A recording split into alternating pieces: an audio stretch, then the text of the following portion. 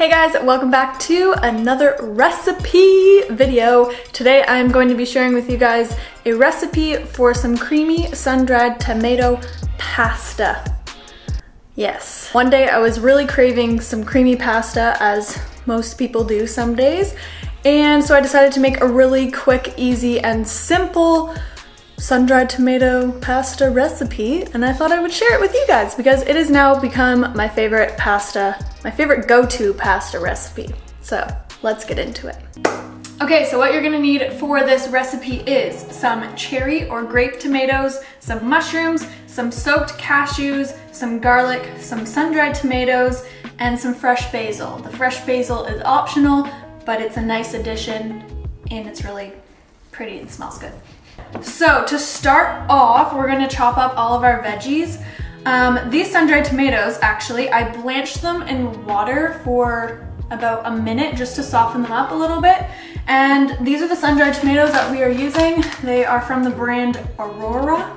Found them in the grocery store, and they were the only sun-dried tomatoes that I found that weren't soaked in oil, like they didn't come in a jar of oil, which was super exciting, and they're super clean. The only ingredients in them is sun-dried tomatoes and salt, which is awesome. So we've got about 16 sun-dried tomatoes. We're going to reserve 2 because we're gonna put that into the sauce, and then we're gonna chop up these into small pieces. We're gonna slice up our mushrooms, our cherry tomatoes, and chop up our garlic. That's the first step.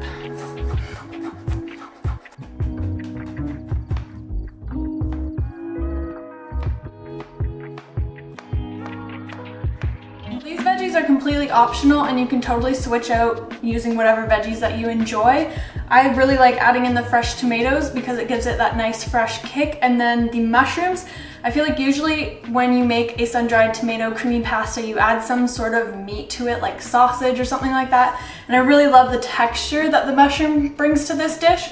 But if you wanted to amp it up and you wanted to impress some non-vegan family members, you could definitely slice up some sausage and add it in instead of the mushroom, and that would be real good. So we've got everything chopped up, ready to go. I'm going to blitz up my sauce really quick. So I have a cup of soaked cashews here that I soaked overnight. You could also soak them. They only need about like 3 to 4 hours to soak, just until they're nice and soft. I'm gonna drain these and then I'm gonna pop them in the blender. I have a cup of water in here. If you want your sauce to be really thick, you could add less water, but I really like the ratio of just 1 to 1. So yeah, we're gonna do that. And then we're also gonna add in our sun-dried tomatoes, but first we're going to blend the cashews until they're nice and smooth.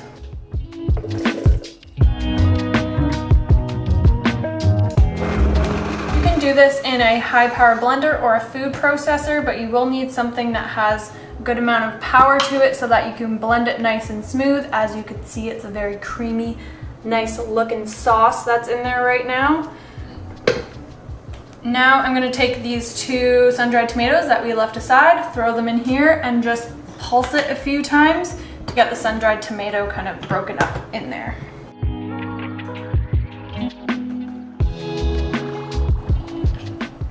So this is what your sauce is gonna look like. It's gonna turn a nice kind of pinky red color. Okay, so now I'm gonna start cooking the pasta. We are using a rice and corn gluten-free pasta.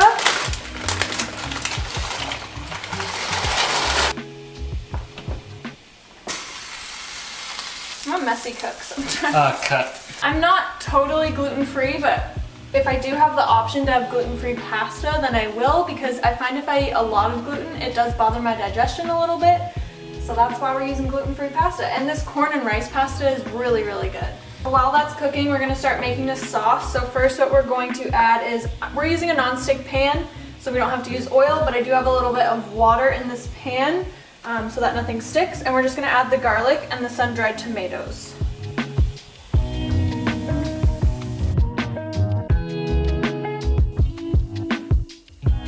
So you just wanna cook these for a few minutes just to get the rawness out of the garlic. Another tip, if you're cooking using non-stick pans, never ever, ever use metal on your non-stick pans, ever. That's why I'm using this red, beautiful spatula that is silicone, so that it doesn't scratch it, and it will stay non-stick for the rest of its lifetime. All right, so that's looking pretty good. Now I'm gonna add in my mushrooms and my fresh tomatoes and get those cooking.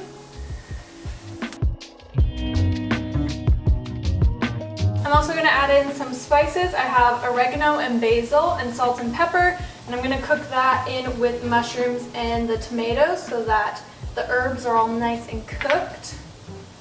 I'm just kind of eyeballing it. That's oregano. I would say just about like a 1/4 teaspoon of oregano and maybe 1/2 teaspoon of basil. I am going to add fresh basil to it as well, so maybe I'll only add a little bit. And then some salt, some pepper,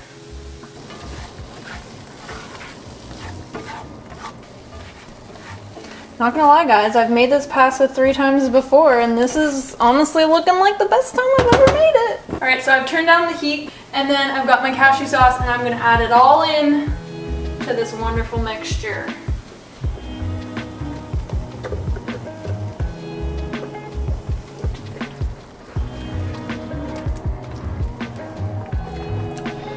So it's gonna look really soupy, but that's okay because we're gonna add the pasta, don't forget.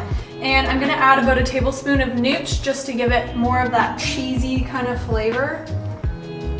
And then just let this sauce sit on low heat until our pasta is ready, and then we'll mix it all together.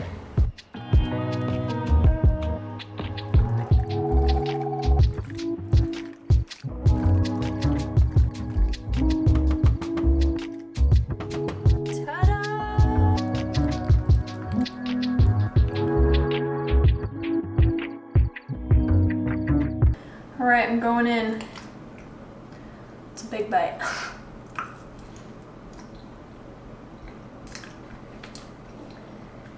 That's good. This tastes like something that you would get at a restaurant, but it's so quick and easy to make at home. Super delicious. I rate it 10 out of 10. Not being biased because I made it, but it's 10 out of 10. You can also use any kind of pasta that you want. I've made this with spaghetti noodles before and it's really good.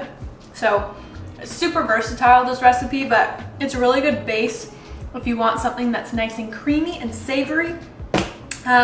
If you guys want the full recipe, it will be linked in the description and in the pinned comment down below. It will take you to my website where you'll find the whole written out recipe. But yeah, I hope you guys try this one out. Let me know if you do in the comments down below, and if you do, take a picture, post it on Instagram, and make sure you tag me. I love seeing you guys recreate the stuff that I make and hearing how you guys liked it, so please let me know. And yeah, I hope you guys enjoyed this video, and I will see you guys next time. Bye!